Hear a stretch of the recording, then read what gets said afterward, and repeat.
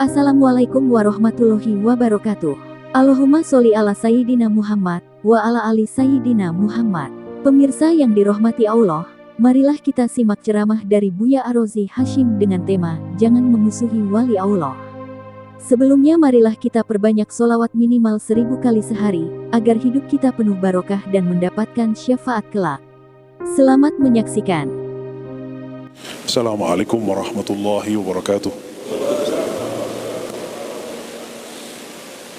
Alhamdulillahilladzi a'azza al-muslimina bi dzikrillah wa ja'alahu aslihatan lahum fi akhir az-zaman. Amma ba'du, Allahumma salli wa sallim wa barik ala sayyidil wujud, sayyidil qawnain wa ala alihi wa ashabihi ajma'in. Allahumma ya ahad salli ala Ahmad, Allahumma ya ahad salli ala Muhammad, Allahumma ya ahad salli ala al-mahdi khalifatika ya ahad. Yang saya cintai, sahabat saya, Kiai Sahib, semoga dalam ridha Allah SWT. Terima kasih sudah memimpin kita semua untuk berzikir, mengundang malaikat-malaikat sayyarah, mengundang malaikat-malaikat tawafi. Kalau sekarang sayyarah itu artinya mobil ya. Dulu sayyarah itu sebutan untuk malaikat pemburu majelis zikir. Antum sadar atau tidak, saat orang berzikir, itu para malaikat manggil, sini ya, di majelis zikir gitu. Dan yang unik, malam Selasa itu jarang ada majelis zikir, dan mereka banyak kesini. Ya, cuma sayangnya orang Rumi dikit sekali kesini ya. Kita ini kurang bersyukur. Antum kalau ke luar negeri, di Prancis, di Inggris, itu ruko-ruko, rumah-rumah kecil jadi zawiyah, dijadiin ribat, kecil banget. Saya dulu berpikir buat zawiyah thariqah itu harus pesantren, enggak. Pulang dari sono, ada sahabat kita nawarin ruko, langsung saya terima. Itu tawaran keempat atau kelima gitu. Dulu ditawarinnya, Ustadz terserah, Buya terserah mau dipakai apa, mau ke bisnis boleh. Lah saya bukan pebisnis, saya orang Minang, orang Padang, tapi nggak bisa dagang, nggak bisa dagang Pak ya. Terus gimana? Saya bisanya ngajar Pak. Ya udah, terserah Buya deh. Akhirnya kita buat jadi zawiyah ribat Nauroniyah. Ya, tadinya mau kita pindahin ke Bogor, tapi isyarat yang kita terima cukup di Ciputat aja, ruku aja dulu 4 lantai. Alhamdulillah. Sekarang antum dapat nih berapa lantai nih, Beb? 3 lantai, atasnya udah jadi masjid gede begini, masih gak mau datang. Ya salam, kebangetan itu ya. Tapi ini semoga karena hujan ya. Tapi ini udah rame nih Bib ya. Udah rame nih. Kalau Munuan kurang rame ini untuk daerah padat kayak di Jakarta dan ya Ciputat. Jiwa-jiwa yang dominan, jiwa malakiyahnya, jiwa malaikat di dalam dirinya, dia akan memburu majelis zikir. Jiwa-jiwa yang rohaninya, jiwa an-nafs ar-rabbani, maka dia akan mencari majelis-majelis ma'rifat. Tapi jiwa-jiwa yang di dalamnya ada bahimiyah, dia cuma akan mengejar tempat-tempat cari makan, tempat melepaskan syahwat. Jiwa-jiwa yang dalam dirinya ada sibaiyah, dia akan mencari tempat posisi-posisi yang bisa kemudian berlawanan dengan orang. Makanya mungkin di antara ini ada yang mantan-mantan preman, sukanya nyari lawan aja itu ya. Itu berarti jiwanya jiwa sibaiyah.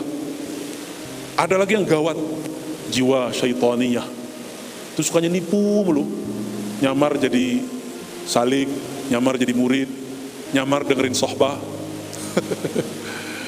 Nyamar biasa. Tapi semoga yang hadir ini bukan yang nyamarnya. Mana ada munafik bisa tahan mazikir, enggak? Enggak ada. Paling dia mikir, ngapain ngerekin Allah kan gitu.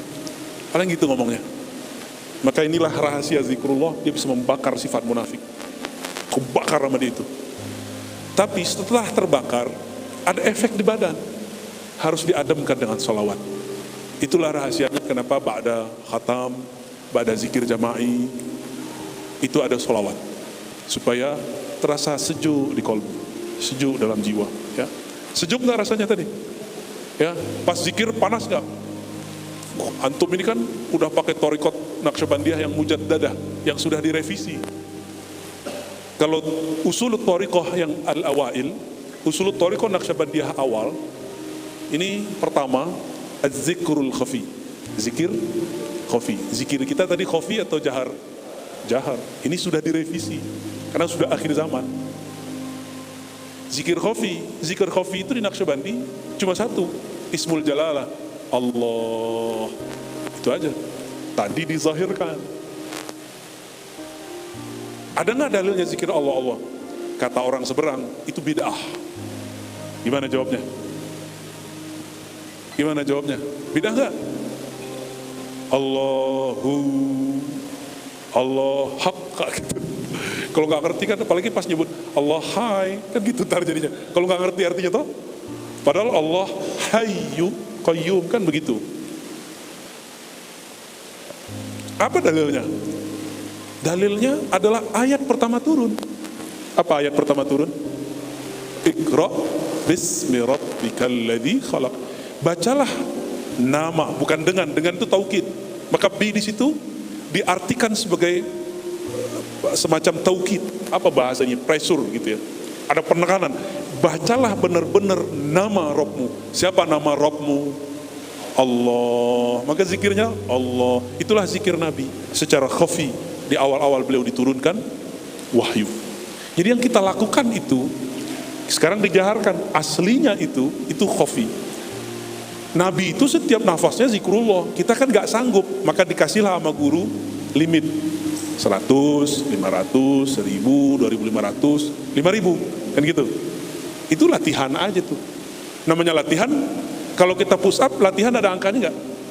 Kalau silat, karate, mukul, namanya latihan ada angkanya gak? Kalau lagi tarung pakai angka nggak? Enggak. Jadi kenapa di dalam thariqah zikir ada angka-angkanya? Latihan.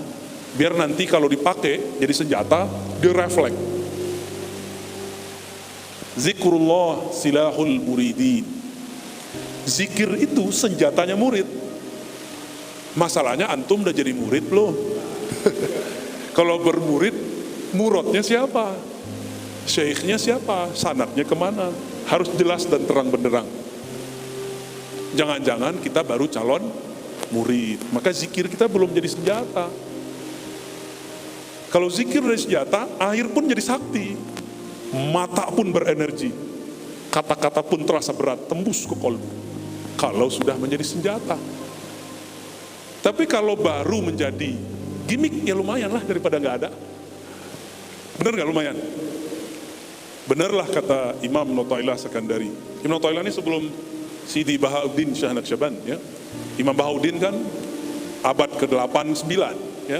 800-an ya Pak ya. 400 berapa Bu ya? 470 ya. Sedangkan Syekh Ibn Notailah 709. Jadi masa mereka berdekatan. Saat itu nama Naqsyabandi belum ada, baru ada Ghujdawaniyah. Ya. Beliau mengatakan la tatruki dzikra li'adami hudurika ma'allah. Jangan kamu tinggalkan zikir, jangan tinggalkan khotam, jangan tinggalkan majlis, jangan tinggalkan zawiyah, jangan tinggalkan ribat. Meskipun kolbumu belum connect dengan lisanmu, meskipun zikir getaran-getaranmu belum connect dengan yang memimpin zikirmu. Karena satu saat ketika obsesimu untuk mendapatkan rasa itu hilang, sirnalah sumber rasa. Di saat itulah muncul yang maha memberi rasa, baru zauknya muncul. Tapi kalau nyari-nyari rasa ya nggak dapat. Karena Tuhannya berubah jadi rasa. Kita ini bukan hamba rasa. Kita ini hamba Allah. Maka jangan mencari-cari rasa. Yang dicari Allah. Kalau dapat Allah, antum dikasih rasa, nggak dikasih rasa masih zikir nggak? Tapi kalau cari rasa, jadi juri mulu. Cek dulu kalau zawiyah sini kerasa nggak zikirnya? Kalau nggak kerasa, kayaknya pemimpin zawiyahnya, pemimpin zikirnya nggak connect deh. Pindah lagi. Hamba rasa. Nyampe di sono, kadang dapat, kadang enggak, redup-redup. Padahal yang masalah kolbu dia. Kolbu dia yang redup-redup. Kolbu dia yang padam-padam hidup, mati-mati hidup. Tapi yang dia salahkan orang. Jadi jangan bernafsu dalam berzikir. Ya, jangan nafsu dalam berzikir. Nafsu pengen nangis, perlu. Nangis itu semuanya bohong kecuali satu. Nangis karena takut kepada yang punya nama. Siapa yang punya nama? Allah. Antum nangis nih karena getaran zikir. Nafas pertama, air pertama ikhlas. Masuklah setan. Apa kata setan? Ente emang hatinya lembut ya, bisa nangis. Coba yang lihat yang lain gak ada yang nangis, ente doang yang nangis. Ente emang wali. Merasalah dia, saya doang nih yang ahli maripat di sini. Masuk setan udah. Masuk setan. Maka benarlah di riwayat Ibnu Mubarak ya, al-buka tis'ah. Nangis itu ada 9 jenisnya. Kulluh kiz illa wahidah. Semuanya bohong kecuali satu. Apa itu? Tangis karena takut atau tangis karena rindu kepada Allah Subhanahu wa ta'ala. Apalagi sekarang disorot-sorot begini kan, waduh gawat ini. Tapi ketika orang sudah hilang rasa-rasa itu, yang dia cari adalah Sang Maha Pemberi Rasa. Mau disorot, gak disorot, mau orang banyak, gak orang banyak, mau depannya siapa aja, yang penting disebut nama Allah, dihormati. Imam Al-Qushairi punya kitab Syarah Al-Asma'il Husna. Mungkin nanti ada masanya kita syarah di Rumi ini kitab itu. Kali nanti, sabar Bib. Di muqaddimah kitab beliau bercerita cara-cara unik orang jadi wali Allah. Jadi ada seorang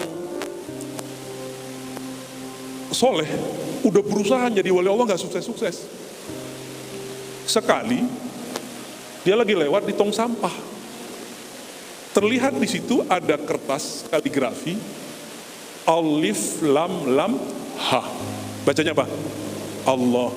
Dia lihat ada di situ, merinding dia melihat ada nama Allah kok dibuang oleh orang ke tempat tong sampah. Itu ujian buat dia. Itu sampah udah kotor, dia ambil langsung tanpa dibersihan, langsung dia makan. Dia katakan, orang ini tega banget, nama kekasihku, nama penciptaku kok dibuang. Walaupun tadi terlihat jorok, sudah terkena kotoran, dia makan. Di saat itulah tubuhnya bergetar, kolbunya berdebar, jantungnya memompa darah menyebut nama Allah. Begitulah terus sampai terbawa tidur. Dia tertidur, Allah berkalam. Allah datang dalam mimpinya. Wahai hambaku, karena engkau menghormati namaku yang terbuang di sampah, aku angkat engkau jadi kekasihku. Sederhana gak? Udah ngajar sekian ratus kitab, hafal sekian ribu hadis, udah punya sanad ribuan syekh, gak jadi wali. Tapi dengan menyelamatkan satu simbol-simbol Allah, dia selamat. Itu kertas loh teman-teman, kertas. Sekarang nama itu diukir di kolbu para rasul, diukir di kolbu para anbiya, mereka wafat, terukir di kolbu para wali, para syekh, para mursyid, para murid, para salik. Antum mau membiarkan mereka terhina? Inilah yang disebut kekasih Allah. Apa kata Allah? Man adali waliyan faqad azantuhu bil harb. Siapa yang menyakiti orang yang di kolbunya tertulis namaku, siapa yang menyakiti, menyinggung orang yang di dalam jiwanya terpatri sifat-sifatku, siapa yang menyakiti orang yang ruhnya musyahadah kepadaku, azantuhu bil harb, aku nyatakan perang lahir batin kepadanya. Siap-siap. Jadi gak usah khawatir antum ahli zikir dicaci maki orang, dibully orang. Backup kita bukan siapa-siapa, Allah. Itulah makna ayat Allahu waliyul ladzina amanu. Allah lah wali. Allah itu wali juga. Cakep gak tuh? Allah itu wali, Pak. Wali siapa? Wali orang beriman. Siapa saja yang Allah pilih di antara orang beriman itu mendapatkan nur walayahnya, mereka lah yang disebut aulia. Jadi aulia itu harus ada mudhaf-mudhafun ilaihnya. Inna aulia Allah. Jangan berhenti di kata wali. Allah menyebut dirinya waliyul ladzina amanu, wali orang yang percaya. Sedangkan orang yang percaya ini disebut oleh Allah aulia Allah. Jadi hati-hati sama orang yang di kolbunya ada nama Allah. Jangan sakiti, jangan singgung, bikin dia senang, hormati dia. Mereka sensitif sekali. Kenapa? Jangan-jangan antum jadi wali Allah karena dia ridho. Kertas aja, kertas benda mati gak? Tinta itu mati gak? Tapi ketika diukir, si pengukirnya ternyata orang yang juga wali Allah. Jadi sehebat apapun orang, sebagus apapun tulisan, itu maksudnya, Jika tulisan itu diukir, gores oleh orang yang kalbunya connect kepada Allah, itu tulisan itu hidup. Ada spirit masuk ke dalamnya. Apalagi orang yang di kalbunya selalu ada nama Allah. Itulah alasannya kenapa kita takzim kepada para mursyid, pada para khalifah, khalifatul muridin, ya, para wali-wali Allah. Itu sebenarnya, ya, karena di kalbunya ada nama Allah. Antum coba lihat hadis Imam Tirmizi, Al-Baihaqi, Tabarani, hadisnya sahih. Nanti di akhirat ada seseorang maksiatnya sebanyak maksiat orang di alam semesta. Apa aja dosa dia kerjain. Kebayang mantum, apa aja dosa dia kerjain. Saya yakin tuh orang akhir zaman tuh, orang-orang zaman sekarang tuh. Karena semua dosa dari zaman Nabi Adam sampai zaman Nabi Isa ada sekarang. Benar gak? Ada semua. Dan itu bisa diakses lewat handphone semua. Awalnya handphone dulu. Semuanya ada. Dosa Nabi Lut, bukan dosanya Nabi Lut, dosa umat Nabi Lut ada gak sekarang? Banyak. Dosa Bani Israel ada gak sekarang? Lengkap semua. Makanya jadi waliullah sekarang bisa cepet. Tapi jadi wali setan cepet juga. Sama-sama cepetnya. Cepet sekali. Kalau sekarang orang-orang bisa dia mengendalikan itu semua, dia bisa tembus jalan pintas kepada Allah Subhanahu wa ta'ala. Di akhir zaman inilah semua maksiat ada, berarti semua taat ada nggak? Jika semua kegelapan ada sekarang, berarti semua ilmu dari awal Nabi Adam sampai sekarang ada nggak? Makanya sekarang antum buka handphone sudah bisa buka semua kitab yang udah dicetak, bisa dicek. Dulu harus jalan dulu sekian negara baru ketemu, sekarang buka handphone jadi. Begitu juga ilmu ma'rifat. Orang ini dikeluarkanlah sijil oleh malaikat hisab. Malaikat hisab ini namanya ada khususnya, Ruman itu apa namanya. Dibukalah laporannya. Dibuka nggak habis-habis. Udah sepanjang mata memandang, dosanya belum selesai juga dihitung. Kayak print out.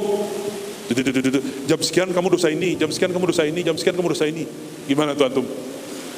Jam sekian kamu dosa ini ya? Dia bilang, iya terus. Iya, kamu dulu begini ya? Iya, kamu dulu zina, iya, kamu dulu korupsi, iya, kamu dulu bunuh orang, iya, kamu dulu nipu orang. Semua dosa ada sama dia. Tapi ada satu yang enggak sama dia, syirik. Dilihat-lihat kok enggak ada dosa syirik ya? Ternyata di kolbunya ada sesuatu. Tapi malaikat hisab, malaikat mizan bilang, payah ini orang. Ini benar-benar musuh Allah nih. Kata malaikat. Jadi malaikat yang kasyaf itu enggak bisa tembus ke dalam isi batin dia. Maka datanglah malaikat azab, malaikat neraka untuk menjemput dia, diseretlah. Di saat dia diseret, turun kalam Allah. Apa kata Allah? Ini dia, aku yang langsung hisab. Yuhasibukumullah. Allah yang langsung hisab. Apa kata Allah? Malaikat, kamu meninggalkan satu yang belum ditimbang, satu yang belum diprint. Bingung malaikat semua. Apa ya Rob? Bedah dadanya, keluarkan dari jantungnya. Apa denyut-denyut yang ada di sana? Dibukalah. Di riwayat Imam Tirmizi keluar lafaz la ilaha illallah yang dulu pernah ditalkinkan gurunya kepada dia. Di riwayat Imam Al-Baihaqi kisahnya sama tapi lebih ringkas. Inti la ilaha illallah apa? Allah. Keluar lafaz Allah. Itu berdenyut kayak jantung. Allah. Jadi jantungnya itu bunyi Allah. Seperti kata tadi. Allah. Jadi lafaz yang tadi antum dengarkan itu dari bunyi jantung sebenarnya lalu dizohirkan. Itu sebenarnya, ya. Begitu bunyi duh, Allah, duh. Maka kalau orang talkin di beberapa thariqat Qadiriyah, Samaniyah dan sebagian Naqsyabandiyah, waktu zikir Allah itu diginiin. Allah. Coba pejam matanya. Coba pelan-pelan. Hujam. Allah ke kolbu. Pegang jantung, dada bagian kiri, baca Allah, dihunjam, kayak tampar kolbunya, Allah.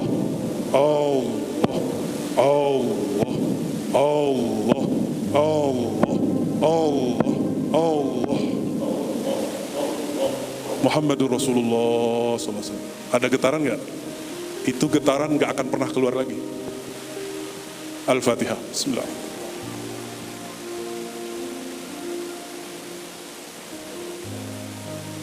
Bedanya kalau di Naqsyabandi nanti lidahnya dikunci. kunci ke lidah, ke bagian langit-langit. Matanya dipejam, bahkan kepala pun tidak bergerak lagi, hanya kolbunya. Allah, nggak pakai lidah lagi. Saya cuma nyontohin doh. Jangan-jangan itu orang tarekat Hakoni kali ya? Jangan-jangan. Di kolbunya ada, itu malaikat bingung. Wow, bingung malaikat melihat itu. Wow, geleng-geleng kepala mereka. Apa kata Allah? Fazinuhu, maka timbanglah nama Allah yang ada di jantungnya itu, namaku yang ada di jantungnya itu, dibandingkan semua dosanya. Di bagian kanan nama Allah, di bagian kiri semua dosa dia. Awalnya goyang-goyang begini, ini. Lama-lama kolbunya terus malaikat geleng-geleng, ya Rob, ya Rob, ya Rob, ya Rob. Malaikat pun gak kasyaf sampai ke dalam itu. Mursyid bisa tahu mana yang lebih tinggi. Jangan jawab.